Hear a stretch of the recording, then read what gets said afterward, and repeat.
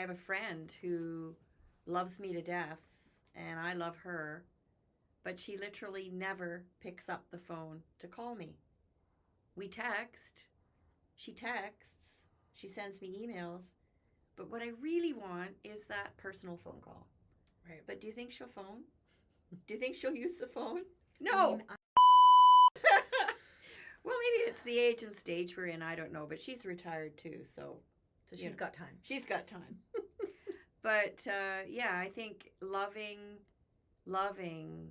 in that sense of the word is to say I've got needs in this relationship that aren't being met, but so what?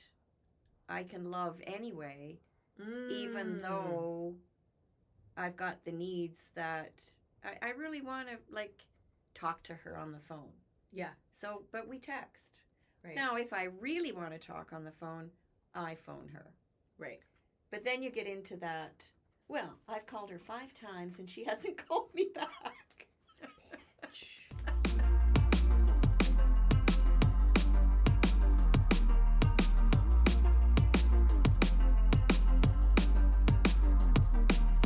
Hello. Hi. Welcome to In Season.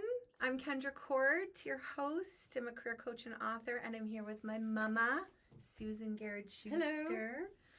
And this is our second episode. So if you didn't catch the first episode, it's up on my YouTube channel, and it's called, well, the podcast is called In Season, and it's conversations across generations. We represent 2 different generations. I am a Gen X, and I am a boomer. You're a boomer. And so we're looking at different topics across generations. And I'm here with my mom, deeply grounded woman, and still teaching me new things about love and life. And so it's really exciting to have these conversations. I think February, so our theme today for this episode is love, attachment, and self-trust. So those are the topics. That's the theme. And I think, February often is framed as a month of romance, right? Because of Valentine's Day, roses, chocolates, grand gestures. And but today we're going to actually widen the conversation. So, beyond romantic love isn't just something we, fall into. Love takes work. It takes practice. I think it shows up in how we choose our partners. Certainly, it shows up in how we communicate and how we make choices. And some of our decision making. But it shows up also in how we trust ourselves and how we trust ourselves when, no one's watching, and how we're navigating the world and how we're navigating life. So in this episode, we're talking about love beyond romance. And like I said, about that kind of quieter love that lasts and that is grounded, and because it's not dramatic, right? That kind of love, that self-trust kind of love, and the graciousness of the love that we can give to others, even when maybe they don't deserve it. So if February brings up questions about relationships, or about loneliness, or about disappointment, or about longing, or maybe even relief, you're not alone, and you're in the right place. And so this is a conversation about learning to trust yourself in love at every stage of life. So without further ado, let's begin. Yeah. I'd like to just go right back to what you said at the beginning, where you said, I think something like you're still learning about love from me. And what I'd like to say is that I still feel that I'm in the learning mode every single day. Do tell. Every single day that I feel in any relationship that you're always poised for the next step. And you know, you and I have a long history, obviously, and I learn from you and have learned from you and still learn from you. Thanks, Mama. Because we travel through different stages. Yes. Right? Child to teen to adult to married woman to mother. In all of those stages, I feel like I am shaped and I change and I learn as you learn, and it's a case of working it out, right? Yeah. Well, thank you for that. Yeah. So when you hear the word love, I mean, we chose this topic for February, obviously, because it's Valentine's Day, also your anniversary, right? Yes. But for you, like, what feeling comes up in your body for February? Like, when you hear the word love in February, like, is it pressure? Is it comfort? Is it longing? Is it resistance? Like, what comes up when you hear the word love in February? Does it feel commercial? I mean, what? I'm laughing because it feels like, you know, we've had 5 or 6 weeks of solid freezing cold snow and piles of snow and cold, and it just feels like a joke to talk about love in February.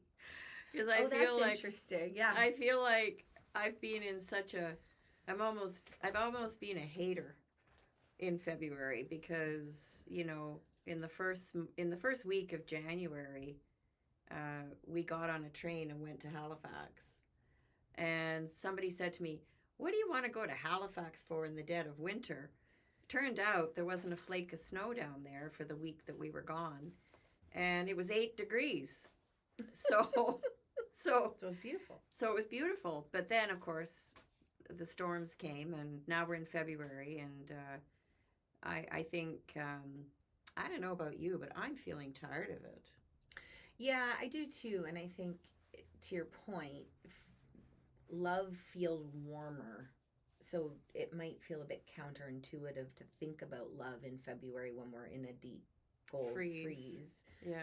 I don't know who chose, like, I don't know the origins of Valentine's Day. Maybe you could put it in the comments if Saint you know. Valentine. Oh, there you go. I don't know much about Saint Valentine, but I know he was a saint. And why February? Do we know? Hallmark. If you know that, put that in the comments too. I think for me, like, I've been married, it'll be 15 years this year. Prior to that, but prior to meeting my husband, Valentine's Day felt like pressure. Like, it felt, there was,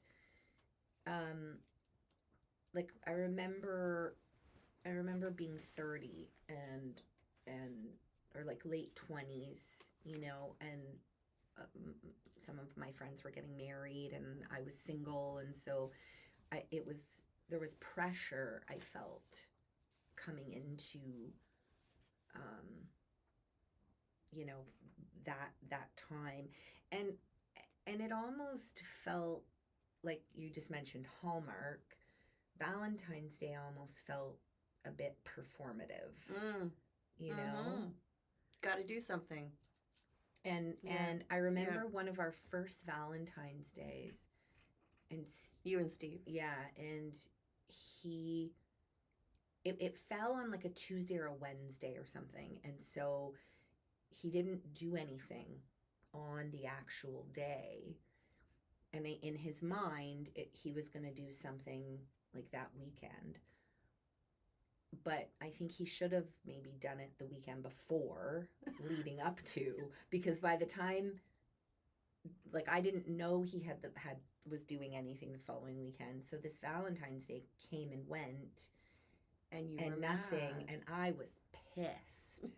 Like, and it's funny because fast forward, and he actually mentioned it a couple of years ago to one of our neighbor friends, because he had gotten flowers for me or something, and he joked with her, and he's like, well, I'll never miss another Valentine's Day. Like, you know, he was like, I learned my lesson. But looking back, it's like, well, he can love me every day. He doesn't have to just love me on Valentine's Day, right? But there is that kind of pressure, I think. Yeah. Where does love show up in your life now?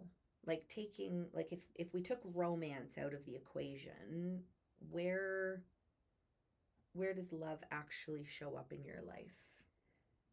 Oh, that's a big question. I mean, of course, since we moved around the corner from each other, I think my heart is full every day that my grandkids get to come off the bus, and if they want to come over, they can run around the corner and knock on the door. And it's such a treat to open the door and see your little guys on the porch. So that for me is a huge filling of my heart, and just being able to be close and be involved in each other's lives, and to know that we don't have to drive 2 or 3 hours just to get a visit. Yeah. So that for me is a big piece of love that I carry these days. Yeah. I love the stage of life I'm in. And I love being able to choose. I love being able to choose to work or not work. I love being able to choose to travel or not travel. The choice is really freeing. Oof. You know? Yeah. It's really freeing. And it's easier. I think it's easier to love when you feel content. Yes. Right? 100%. And that illuminates that there's different kinds of love. When we were doing our test, so Jim is our producer, and he was in the hot seat doing a test with me, and he said he went to Catholic school, and he learned that there are different kinds of love, right? Brotherly love, and romantic love, and so on. And the nuns, I guess, when he was growing up, they were very sort of specific about teaching that there are different kinds of love. Yeah. But I think perhaps in our day and age, love is love, right? So who you choose to love is up to you. That's a personal choice. But what you're illuminating is that there's also love that you experience when the grandchildren come, and there's love that exudes from you every day, that you get autonomy, right? When you have agency over your day and you get to choose your day, there's a contentment, or there's a love that you experience. And I think irritation is less. I can't speak for all people in this stage of life, but I think for myself, there's a contentment that if not today, tomorrow. You know, I don't have to get it all done today. It can be done tomorrow. There's a contentment around pace. And that's part of the loving of yourself and where you're at, I think. Right. Like you love what you do every day, regardless of whether you get your list completed. Yeah. Right?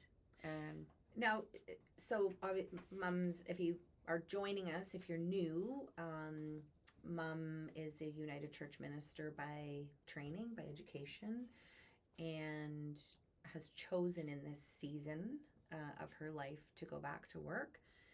And, in the church, the notion of love is, love thy neighbor as thyself. As thyself. So you have to love yourself first. Well, so, and I think what you're just talking about, right? Like, irritation is less, there's a contentment that comes, but, until you love yourself. Yeah. Truly. Yeah. Warts and all. Until you do that, you can't love thy neighbor, really. Is that fair? Yeah, I think that's fair because I think you do the shoulds. We all do the shoulds. Like, well, I should love this person just the way they are and not want them to change, I have a friend who loves me to death and I love her, but she literally never picks up the phone to call me. We text. She texts. She sends me emails. But what I really want is that personal phone call. Right. But do you think she'll phone? Do you think she'll use the phone? No. I think I'm bad for that. Well, maybe it's the age and stage we're in. I don't know. But she's retired too, so she's got time. She's got time. But I think loving in that sense of the word is to say I've got needs in this relationship that aren't being met, but so what? I can love anyway, even though I've got the needs that I really want to, like, talk to her on the phone. Yeah. So, but we text. Right. Now, if I really want to talk on the phone, I phone her. Right. But then you get into that, well, I've called her 5 times and she hasn't called me back. But, I think it's that growth that you go through, and I have to say I'm still going through growth. You can't stop growing. That's true. Well, yeah, and I think our podcast is called In Season, and so we talk about these different seasons, and I think the season of love that I'm in personally, I've done a lot of growth the last couple of years in terms of self-love. Certainly when Dad got sick and passed, there was a lot of growth that happened, in terms of self-love. And then in my marriage, we're way beyond the romantic love stage. And we're in this, like, it's work. Like, it's hard work, right? Like, I'm not afraid to say it. No, and the but isn't love, every relationship, though? It is, but I think, there's a almost a heaviness to. It's heavy lifting, right? To love another, warts and all. Yeah. Right? Because, at this point, we're not trying to change each other, right? Yeah. He is who he is, and I am who I am. Same here. But it's like, how do we honor each other's needs and desires and love anyway? Exactly. I guess. Yeah. So redefining then love beyond romance, right? Because we can agree that you sort of fall in love in a romantic sense. That's hormones. But that's just the first stage, right? And then it it's something that requires work and practice. How do you think culture has narrowed love down? Like, culture perhaps equates love to romance, or how do you think culture has narrowed Like what kind, maybe the better question is, what kinds of love don't get celebrated enough, or how is culture influenced or narrowed love down to just romance? Well, you referred earlier to Valentine's Day, and I think I call it a Hallmark holiday Mm-hmm. because it's about the cards and the all the things, The signals of love, the or signals, the actions, outputs or the whatever. actions, Yeah. exactly. Um, but you realize, I think, from my perspective, that over the years, you look at, do I remember all the cards or all the flowers? No. But do I remember the time that my husband, out of the blue, walked up on the deck at the cottage and said, "How would you like me to shampoo your hair?" Oh! And it was so random. That is so random. I mean, it wasn't. Did you have a broken wrist? No. Like, could you not do it? No. I had full use of my hands. And it was just so out of the blue. And I don't think I looked ugly. I don't think it was grease strings or like anything. it wasn't It utilitarian. It He wasn't wasn't- like, babe, No, you gotta wash that hair. No. He just, out of the blue, I was just sitting on the deck, and he said, "How would you like a shampoo?" Or "How would you like me to shampoo your hair?" Or something like that. And of course I jumped at it, and Of course. and it was so random and nice, and I still remember it because those moments touch us so deeply, right? Woo-wee. And it wasn't something that I had ever said. I had never said, you know how you drop hints like, "Gee, those flowers are really nice." Yeah. But there were no hints dropped. There was nothing. It was just so out of the blue.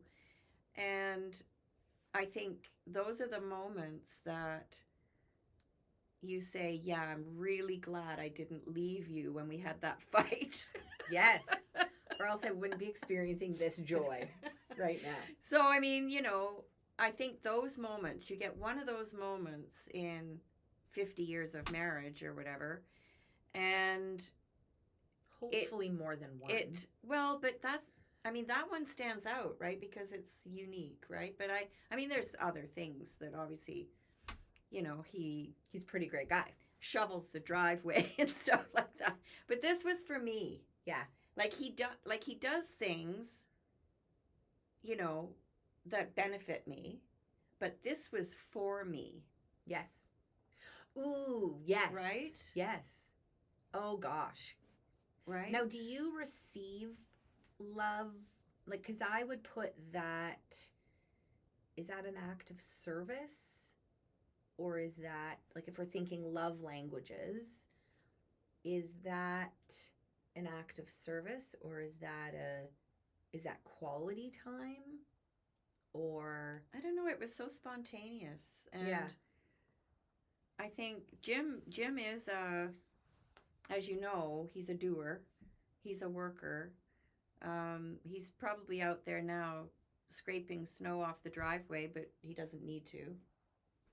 But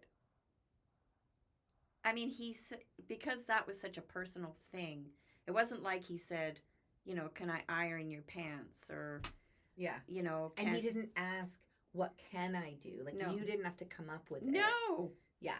That's beautiful. Yeah. Yeah. So, I think those rare, of course, I say rare occasions, not that he's a thoughtless man, but that was a thing that I didn't even know I wanted. Right. I didn't even know I wanted that. And it made my heart sing. And I think. Yeah, and it brings up a thought for me around how we receive love then. And,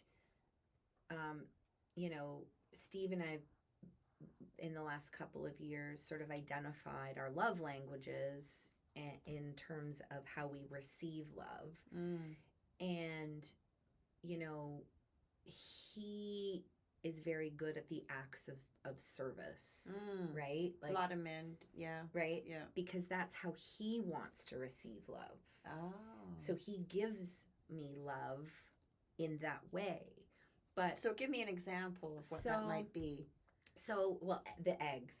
Yeah. The daily eggs. Right. Right? Right. So yeah. he and I don't want to sound ungrateful, so don't come at me in the comments about being an ungrateful bitch or something. Oh, geez. But he makes, like, Monday to Friday, we both work from home. And so Monday to Friday, usually mid-morning, because we've done our early morning, like, protein shake or smoothie or whatever.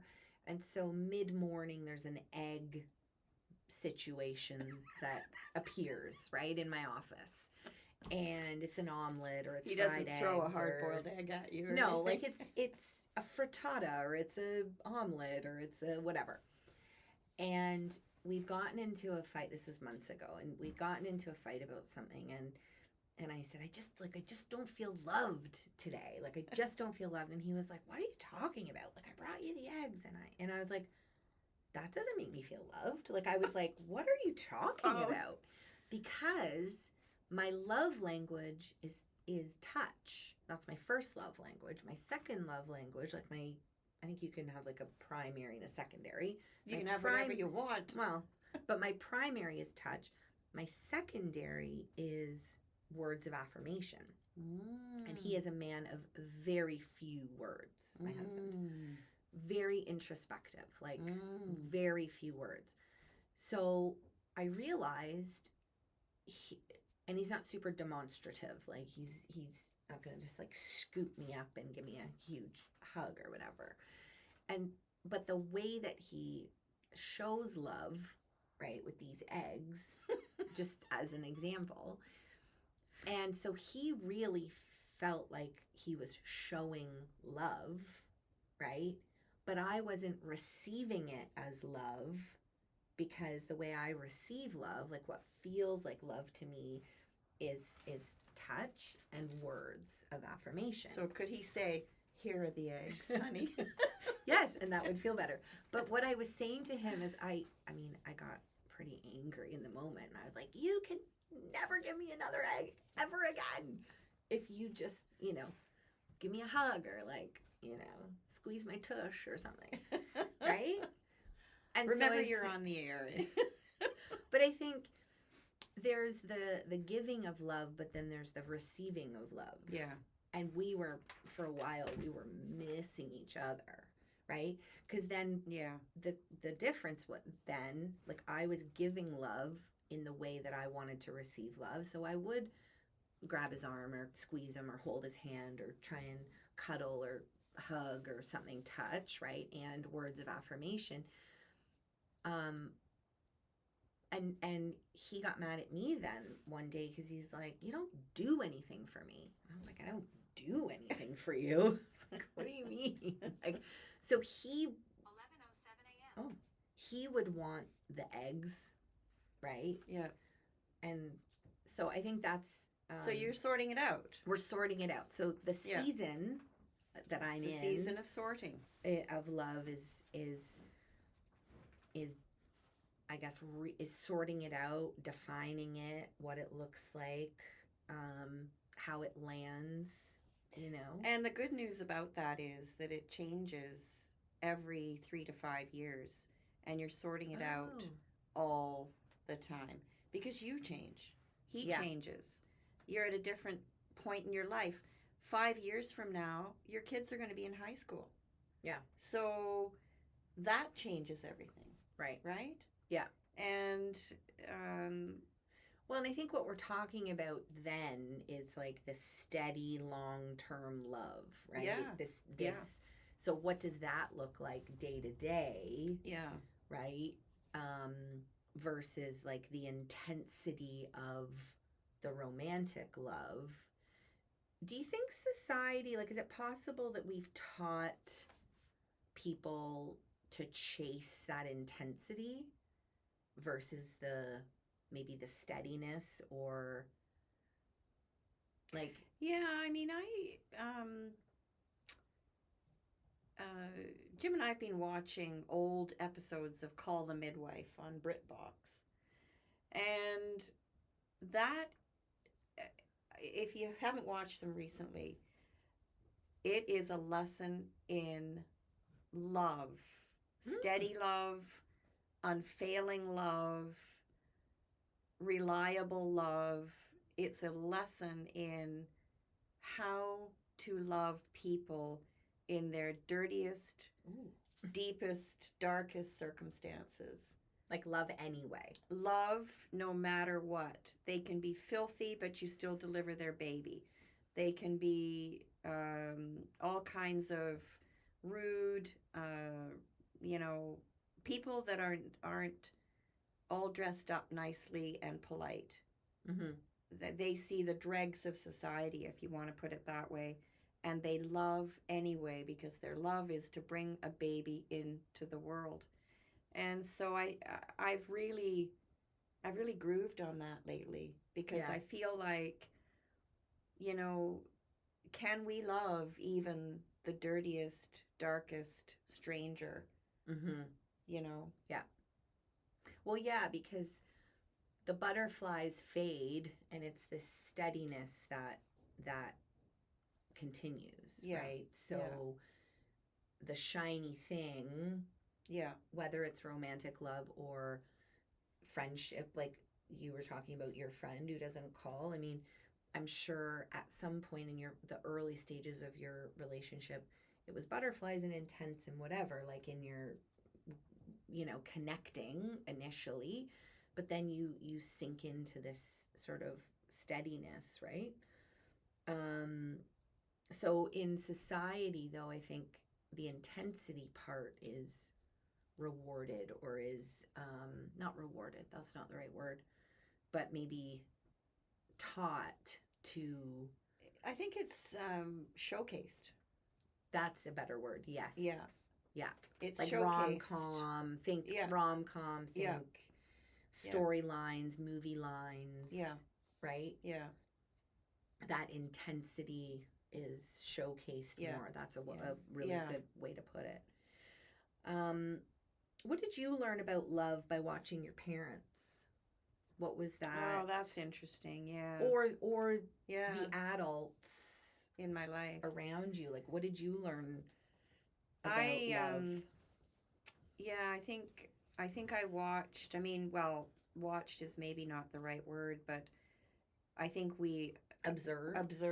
We receive the vibration of it, or the actual actions. And I mean, my parents came from the traditional mom at home with 4 kids, dad at work, and the respect they had for each other. It was a big respect. It was about kind language, loving language. Yes, they had their disagreements. Yes, they had their fights. But it was all,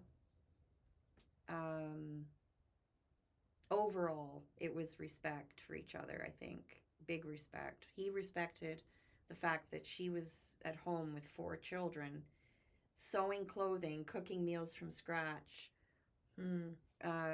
And she was a 50s wife because 4 o'clock would come and she would have us pick up all the toys, tidy up the house.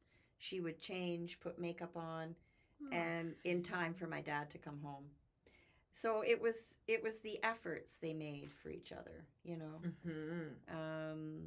the respect and the efforts, and I love that level of respect, as you say, right? Because there is love in that, right? My girlfriend and I were talking a couple of years ago. I have a daughter, and we were saying what she experienced as a young girl was that love hurts, right? That sort of, and the message for little girls sort of being, oh, well, Johnny was mean to me on the playground. Oh, well, it's because he likes you, or something stupid, right? Right. And it's sort of, because, so you and Dad divorced when I was little. I was 4, and so I don't think I observed like you're observing. You observed your parents in a mutually respectful, mutually, loving situation. I didn't observe that in my early childhood, right? Obviously, you and Jim have been married 30 years, so I've 31. I've observed that later, but my formative years, I didn't observe that, and I think I too perhaps internalized a message that love hurts, right? And like, oh, Johnny was being rude or Johnny was being mean on the playground, and then the message to little girls being, well, it's because he likes you, right? And so us as little girls, like, sort of internalizing that, like, oh, that love has to hurt or has to, like, something like that. And so I don't think love felt safe for me for a long time. That it didn't romantic love, you mean? Yeah, well, and I don't think I untangled or I think it was all intertwined, right? I think love, even with motherly love. I don't know. Like I can't distinguish. I don't think like the difference or the different kinds of love. I think I unpacking it and untangling, the strands. Yeah. But then there's this idea of self-trust, right, as the foundation of love.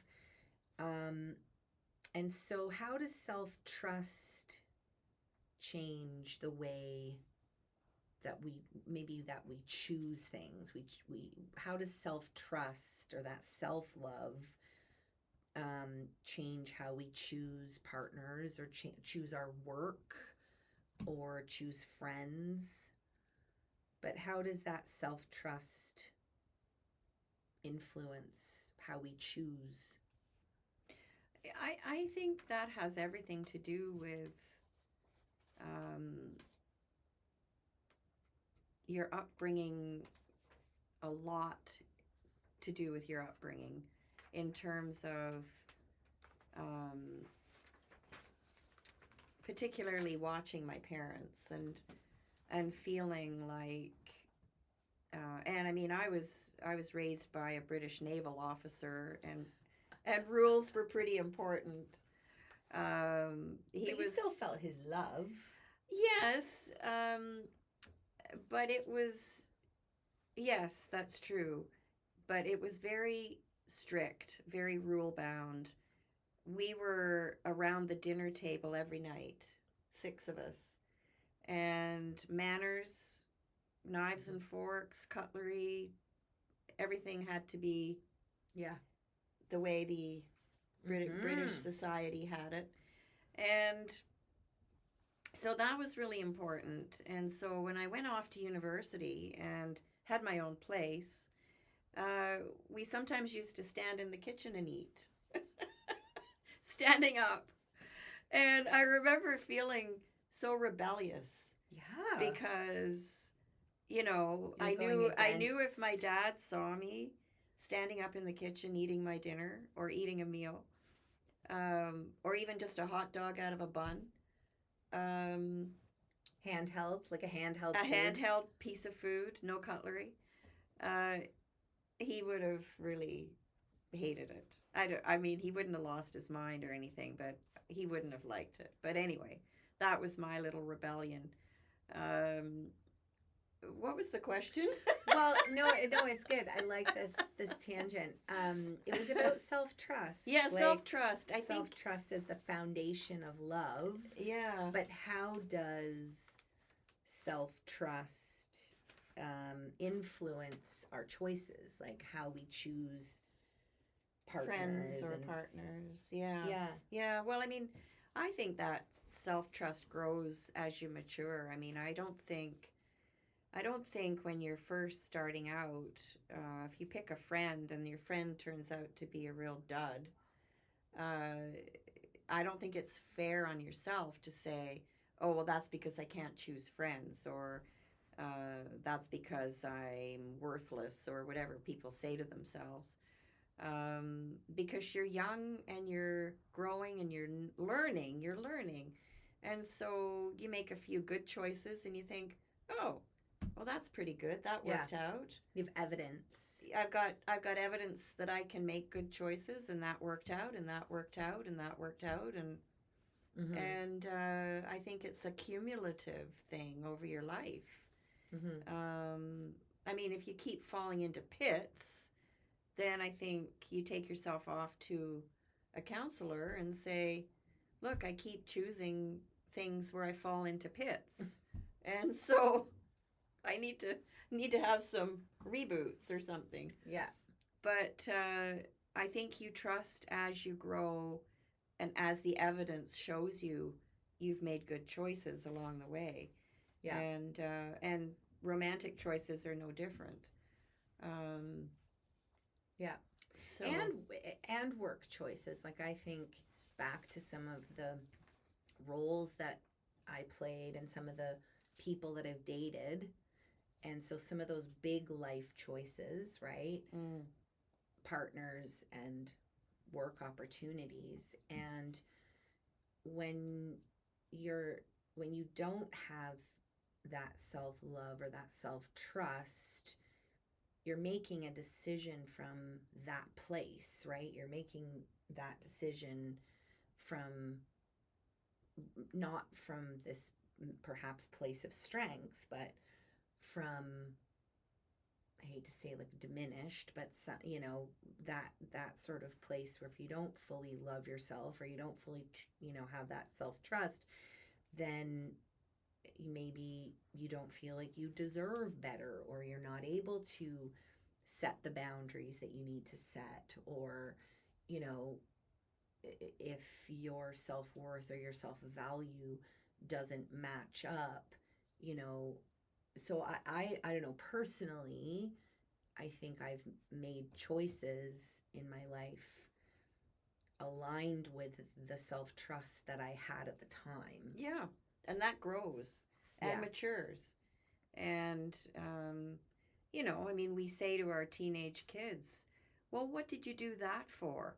And what's their answer? I don't know. I don't know. Because they don't. Their frontal cortex doesn't fully develop until, 21 or something? Mm-hmm. Or 22? And so they're making choices without a fully developed frontal cortex. So when you say to them, well, why did you choose to do that? And they'll say, I don't know. Yeah. Yeah. Because they don't. Right. Yeah. So what does loving yourself look like in real life? Like, what does that actually look like? Not just in theory, like, love yourself, but like, what does that actually look like? Well, I think, you can start with grooming, right? Mm-hmm. Do you get out of bed and stay in your pajamas all day? Don't comb your hair, don't brush your teeth, whatever. I think grooming is a big indicator of how things are going, right? Mm-hmm. A simple thing like, do you leave all your dishes in the sink? Do you like your kitchen to look tidy? Do you like your bed to be made? Do you like all of those things that are external to you, but are, I think, a reflection of how you're feeling? If you're feeling overburdened, tired, bummed out, whatever, maybe you leave the dishes in the sink and you don't care. Mm-hmm. And, maybe you don't have a shower that day, or, I think it's reflected in how you, externally, how you present. Yeah. And how you are. Mm-hmm. And I mean, I was raised with a mom who did the housework every day. That was her job, you right. know? And I never saw her not do the housework. Mm-hmm.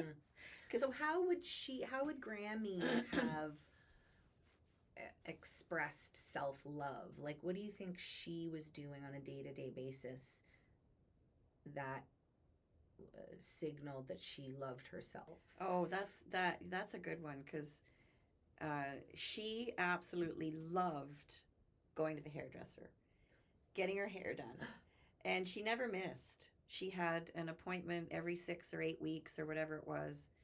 Uh, For in her perm. Yeah, in flush times, they colored her hair. In times when things weren't so flush, she colored her own hair in a box from the drugstore. But I think those external things, she always dressed up when my dad came home from work. It was her thing. Tidied the house, put her makeup on, and changed.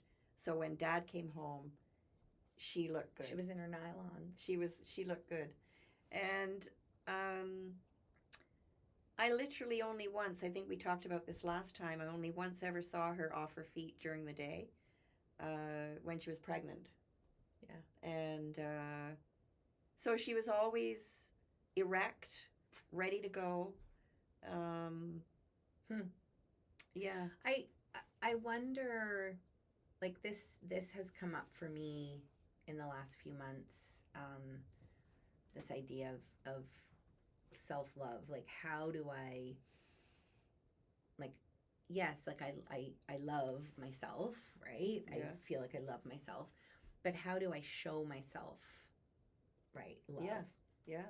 And one of the ways that I've been incongruent with that love for myself is in my health choices, right? In the strategies that I've, or lack of strategies that I've been using for my health. And so I think for me this year there's a focus on my health, not just because I'm sort of in perimenopause, but also because let's let it all hang out. Yeah.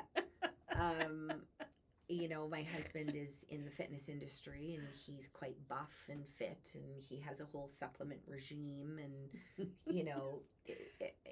workouts That's happen tough daily, to live with. right? Like, it's a non-negotiable, right? Like, exercise for him is in this box in his head that's a non-negotiable, right? It's not a luxury item, it's a necessity item. It's a need to have, not a nice to have.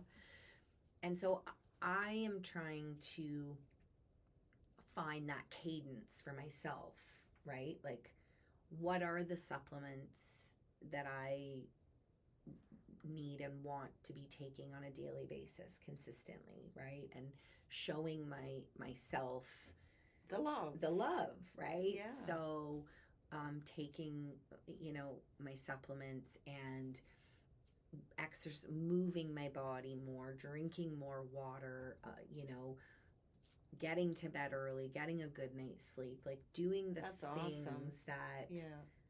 help my physical health, Yeah. right? Help my body, but I think that's a way that I can show myself love. Absolutely. Right? Yeah. What do you admire about how younger generations approach love? Is there anything? So age-wise, or? Yeah, like younger generations, like how or do you, like, maybe not what do you, but do you admire? That's a tough question, because I think that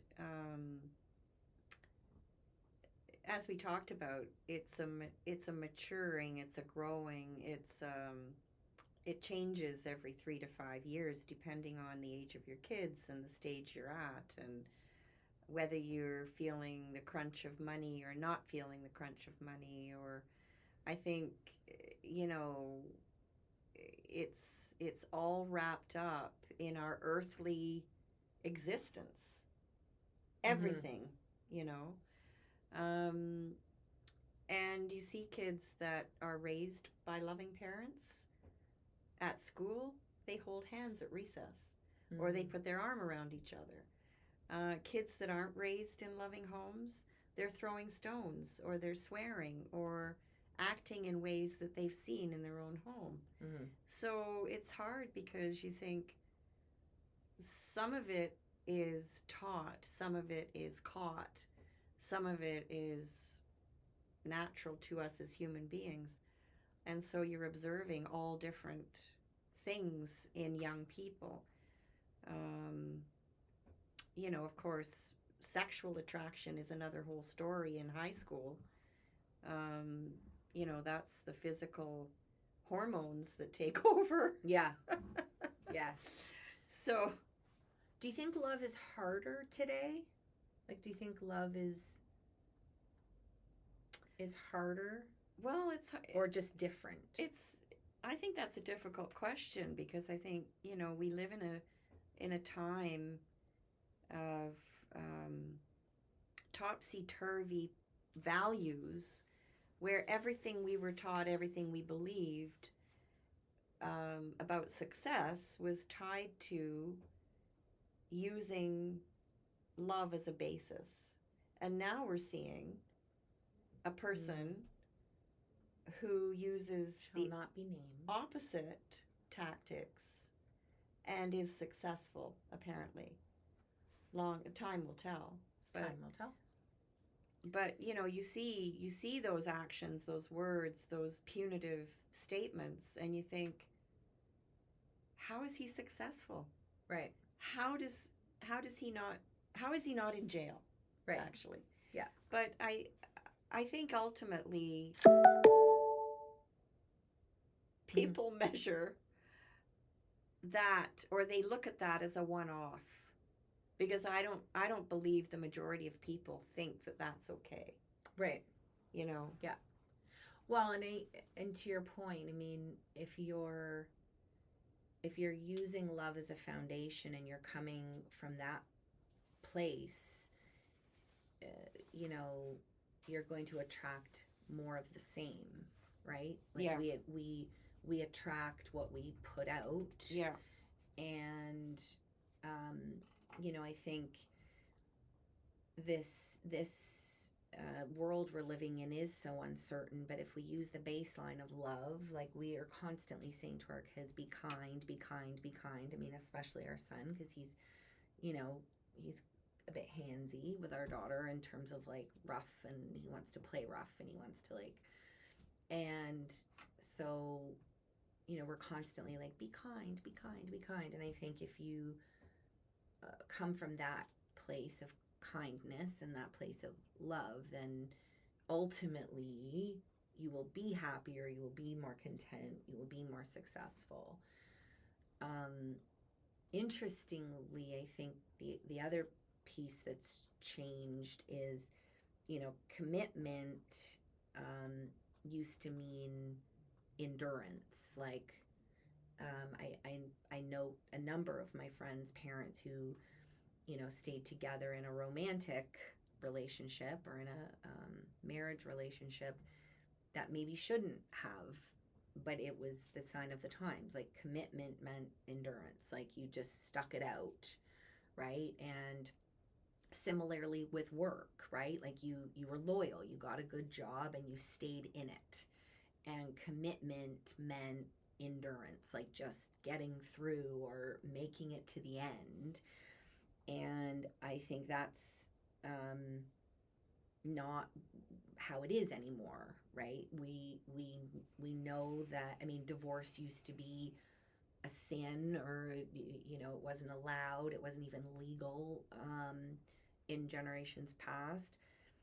Similarly, in the workspace, you wouldn't dream of quitting a good job, even if you didn't love it. Mm-hmm. And so I think commitment, love didn't factor in, right?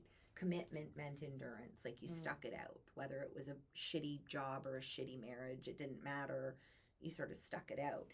And now, there has to be that element of truth, and I think there has to be that element of love, frankly, because people of my generation, like, you're not staying in a marriage that you don't love, and you're not staying in a job necessarily that you don't love, right? I mean, life is too short. We got one kind of kick at the can here, right? In terms of living our life to the fullest. Do you think you were saying how much you teach kindness in your home, and I also think it's important for people to model it as well as teach it. But do you think kindness and loyalty can bring about a good marriage? Can kindness, loyalty, hard work? Yes. I mean, or does it have to be that passionate, I have to jump your bones? No, like I think that's probably the initial stage, right? But I dated a gentleman who's before my husband, who was Indian. Good, I'm glad it was before your husband. I was dating a guy last week, and but he's Indian, and his parents had been in an arranged marriage, and there was arranged marriages in the family, and so the love grew, right? I hear that. Out of what you're saying. Kindness. Loyalty, kindness, respect. Right? Yeah. It wasn't a jump your bones scenario because they were told, right? Now, obviously the matchmakers, because it's quite a thing in other countries, right? In other cultures, arranged marriages some have great success. And you marry your family, right? You marry your parents, or you marry your partner's family. Yes. In addition. Yes. And people don't realize that. Like, you're not just marrying the person. You're marrying the parents, the siblings, the aunties, the uncles. What is all that? Right. What does that look like? Right. Yeah. Right. And I think the matchmakers who actually do this type of work, right? Yeah. They're cognizant of the nuances of the families, and there's a long history in terms of successes and failures maybe, but they've learned what makes a good match. Yeah. And so I think certainly love can come out of, and many cultures have done arranged marriages, right? Yeah. And so I think love can develop out of a mutual respect and kindness and loyalty. Generosity, loyalty. Yeah. What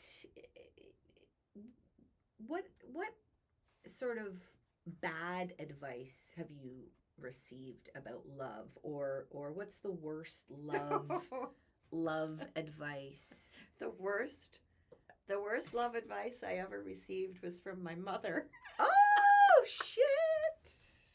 And God rest your soul, Grammy. And you know it. Oh, what? Well, oh boys. I was pretty bright in high school. Own it, girl. And you were damn bright. And I got the highest mark in math in grade 11 in my class. Yeah, you did. And the teacher was all, oh, how great, how great.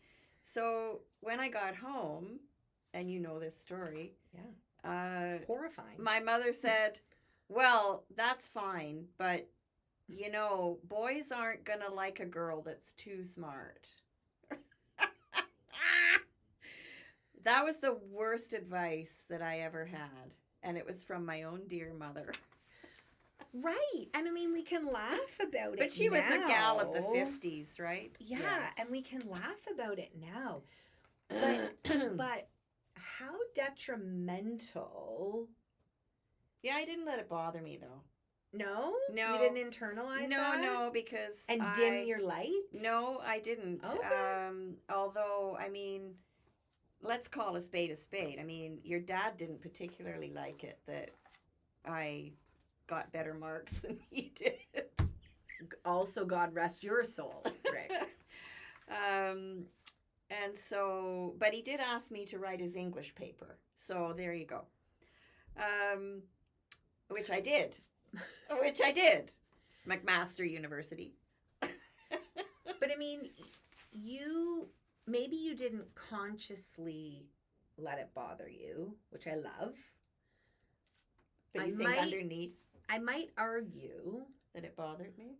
Well, maybe not bothered you, but like, did it shape you somehow? Or like, well, I mean, you chose a profession that was initially, right? A girl's profession. Yeah. You chose teaching. No shade on teachers. Don't come at us. We love teachers. There's a shit ton of teachers in our family. But to your point, you had the highest mark in math. Mm-hmm. Maybe you would have gone into pharmacy or into med or something, right? Well, I was slated to go into pharmacy, right? But this other profession, which you didn't necessarily love, that was acceptable, right? Mm-hmm. Girls could become teachers and nurses at the time, or something. And I mean, you could say, well, I didn't love myself well enough to stand up to the advice of my parents. My dad said, well, teaching is a great job for a girl because you can have the summer off with your children, which is true. It's totally true. You can have the summer off with your children. But and you get Christmas break and March break and a great pension. However, but if you don't love it, that's right. I didn't like teaching children. No, and I think adults, but not children. But I think, you grow into who you are and what you want little by little by little, and it is the self-love thing. It is loving yourself enough to say, no, I don't want to be a teacher anymore. I want to go to theological school because that's what my heart's telling me to do. And loving myself enough at that point to make that choice, even though I was in a divorce situation and didn't know where I was going to get my next dollar. And had a 5-year-old. So what do you know now about love that you didn't perhaps know then? I mean, maybe that's it there, is like you didn't love yourself enough to go against the grain initially. I mean, you did obviously made a huge pivot to something you love and you felt called to. But maybe initially you didn't have the self-love. It was maybe or trust. More, yeah, I think it was more the voice. I hadn't found my voice. And I don't know if that's connected. It must be connected. But because if you were told at the tender age of 16 or 17 that I shouldn't be too smart. You shouldn't be too smart, right? Yeah. And teaching's a decent profession for a girl, right? You felt like you didn't sort of course correct. Yeah. Initially, like you did eventually, but yeah. I mean, and I wonder how many people succumb to those, that parental influence or those societal norms. Like, I think it's pretty common. And that's the beauty of this message that you're putting out there, is that if there is a time for you to pivot and make a different choice for your career, make a different choice for your life, it's never too late. It's never too late to find your voice. It's never too late to find your heart, to find your desire, to trust yourself and love yourself enough to make that pivot, make that choice. Even though you might be in a great job, a great profession, maybe your heart is somewhere else. Yeah. And so it's never too late to do it. And if you're aligned, if you're in touch with yourself the way you are teaching, then you know you can make that step, and the ceiling isn't going to fall in on you, because the universe opens up and guides your way. Right. And, you know, I mean, I think my journey is to that point, because I made my choice, I made my pivot in the middle of my divorce, and I had no reasonable source of income to go back to school. Right. So, I mean, I used money that I got from selling our house. I got grants, I got bursaries, but I found the way to make it happen. And the money will always be there. And thank you, Joe Dispenza. It will. And it is, I can honestly say, just when I thought I didn't know where I was going to get the money to buy books or pay tuition or even groceries, something opened up. Yeah. And it happened. It worked. It always works. It always works. And I mean, when I was 9 years old, my mother asked me what I wanted for my birthday. I said I wanted a Bible, and she thought I was crazy. When I look back, I think I was crazy, but there's that. Is that my destiny? Your desire, your inner knowing, right? Yeah. And this kind of work that we're talking about happens when you slow down and really listen, right? Like when you listen and feel it, right? Yeah. So in closing up here, what do you hope our listeners give themselves permission to experience? Like a gift for Valentine's Day? Yeah, like is it true love? Like, what do you hope our listeners allow for themselves or give themselves permission? Like, I guess, I mean, for me, it's this idea of the gift of listening to your inner wisdom, and pulling on what you were saying about self-love and self-trust.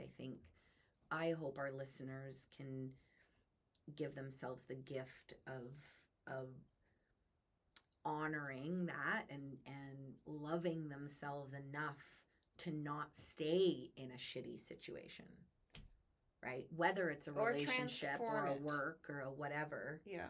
Or what? Transform it. Yeah. You know, not just walking away, but actually taking actions to transform it, massage it, change it from within to make it what it is you want and need. Yeah. And I think the one thing for me is taking words and actions in front of younger people that help them see their potential. So you take words and you show words, you take actions and allow young people to witness an adult who does love themselves and trusts themselves. Oof. Because that's what they're not just learning in school, they're learning in home, they're learning at Cubs and Brownies and choir and everywhere they go. Yes, I like that adult. No, I don't like that adult. I want to be like that adult, or I want to be like that. They're witnessing it all the time. And I think as adults, that's our biggest gift to the next generations. Is to not abandon ourselves. Right. Yeah. Yeah. To trust ourselves. And I had a funny thing. Gracie came over a week or so ago, and I have this math game that I play on my phone, and you know, keep your mind sharp. it's not just enough to, do the math for me. I have to do the competition as well. Right. I wonder how it And got so competitive. and I always have to be number one. Shocking. So I play this math game as fast as I can so that I always end up as the top player. So Grace came over and she said, Nanny, are you playing your math game? I said, yes, I am. And I said, I'm in top position. And I've said this to her in the past, but not this day. And she said, yeah, Nanny, where's the point of playing if you're not number one? I just loved it because I thought, yes. Apple does not fall far. I must have said that at some point because she said to me, where's the point of playing if you're not number one? Oh my God, I love it. Oh my gosh. Anyway. That's funny. She's a competitive gymnast, so that's... So what is this message then that we're leaving? Like what's the message in all of this? Like in this season of your life, in this season of my life, what is this message that we want to leave? Like or what do we hope our listeners take from this conversation about love?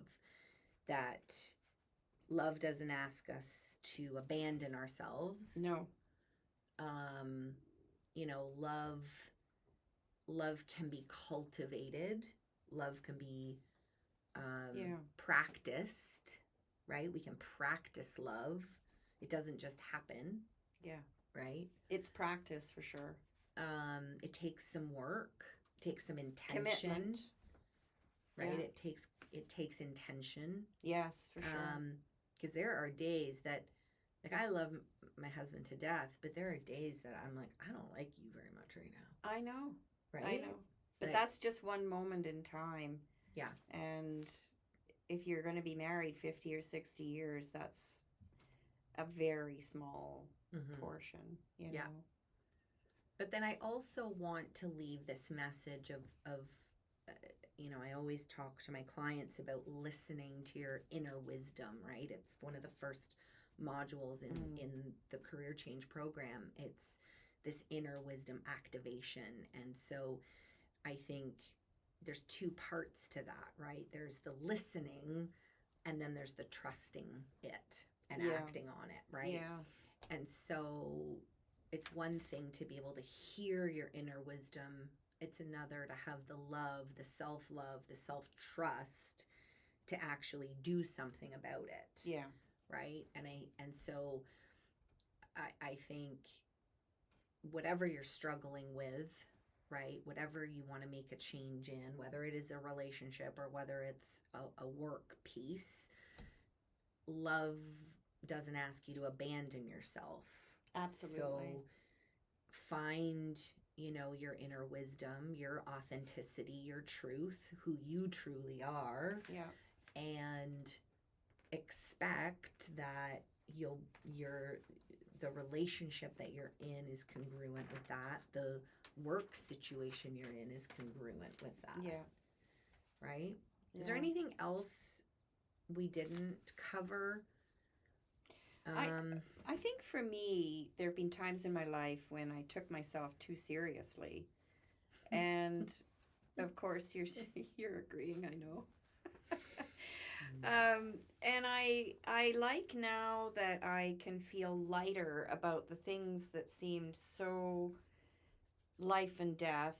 And I like the fact now that I can say, this too shall pass and it'll all be okay. Right.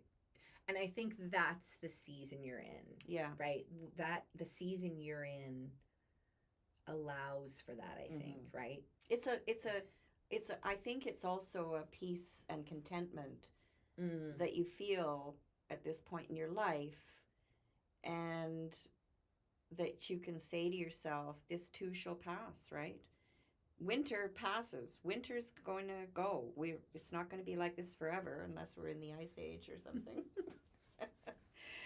But that's how I feel, like this too shall pass. And this season will come to an end. another season will come Yeah. and it'll all be okay. And I think if we model that for our kids in this crazy world, we model being solid. Yeah. We Yeah. model being feet on the ground. It'll all be okay. Mm-hmm. You know, even if you've been sent to detention hall, it'll all be okay. Right. You know? Yeah. And I'm trying to practice that. I don't embody that yet, for sure. I think I am still, I feel intense about things, and I want to fix, and I want to optimize, and I'm still in that season. Right. You know, of my life, of my career. And so things that pull me off track or derail me still feel big and heavy and intense. Yeah. And come grave. see you, Mama. Come to the porch. Like there's a gravity, you know? Yes. To yes. it. Yes. Like, absolutely. You know, my sister Catherine got pregnant at 46, was she? 6, 7? 5? 6, 7. 5 or 6. Anyway, mid-40s she got pregnant. It was a miracle baby. Nobody ever thought, she never thought she'd have a baby. And when I think about that, I think anything can happen. Yeah. You know? Anything love, that you... Love will prevail. Prevails. She, I would say, there was a deep love for a baby before it came. Yeah. Like there was just this yearning and there was this deep love. Yeah. She drew it in. Yeah. So as we close this conversation for our podcast here for February, our theme of love and self-trust, self-love, we touched on romantic love. But here's what I hope, you know, you listeners take away with you, that love isn't meant to cost you your sense of self. So whatever work that you have to do on yourself to get crystal clear on who you are authentically, like who are you, what is your true self, because love isn't meant to cost you your sense of self, right? The deepest, steadiest love grows from within, from this self-trust that we've been talking about. So knowing what feels true, right? What feels true for you, what feels aligned, what feels safe, you know, and what feels like home in your body. Absolutely. Right? Like absolutely. That somatic piece that where you can just say, right, yes. Yeah. Yes. Yeah. Like I deeply feel that right now with this work that I'm doing. Absolutely. And I'm not wildly successful on paper yet. But I was journaling the other night and, you know, I was sort of asking myself, like, is this work really what I'm meant to be doing? And it is. It really is, truly. And the so thing you were meant to do. But because I have a deep love and it feels like home in my body, I know, I don't know when it'll or where or how it'll all work out. I just know that it will. It is. Because I really love what I'm doing. I've grown into myself. I have this trust and it feels like home in my body. Like I and so the money, the clients, the traditional sort of metrics of success will come eventually, because I know what feels true and what feels like home in my body.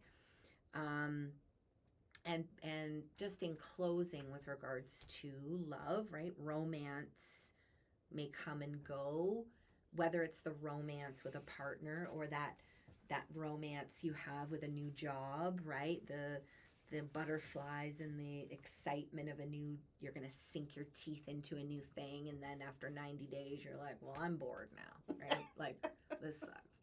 But the romance, whether it's with a person or with a job, the romance is going to come and go.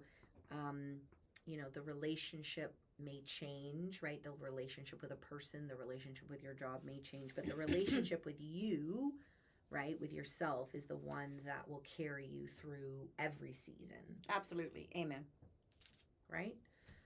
So if this episode stirred something in you, we offer that you acknowledge, that you just sort of, whether it brought up a memory or it gave you some clarity, or, you don't need to rush to fix anything or figure anything out necessarily, but just notice, let it land, marinate on it, reach out. We'd love to hear from you. Comment in the comments below.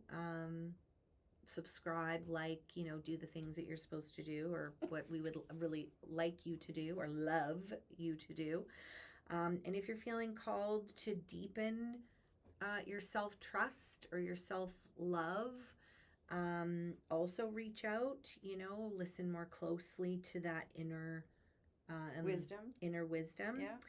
And, thank you for spending the time with us. Thank you for joining us and spending this season with us. We're excited to bring, we're kind of moving into spring next time, so our conversation will be a bit different, but, this time for self-reflection, self-love, we're still in hibernation mode because we're still in winter. And so taking a look at, how you love yourself, how content you are with yourself, within your relationships, within your workspace. And, like I said, if you need help, reach out. But we'll see you next month. This is In Season. I'm Kendra Court. Susan Garrett Schuster. Thank you. We love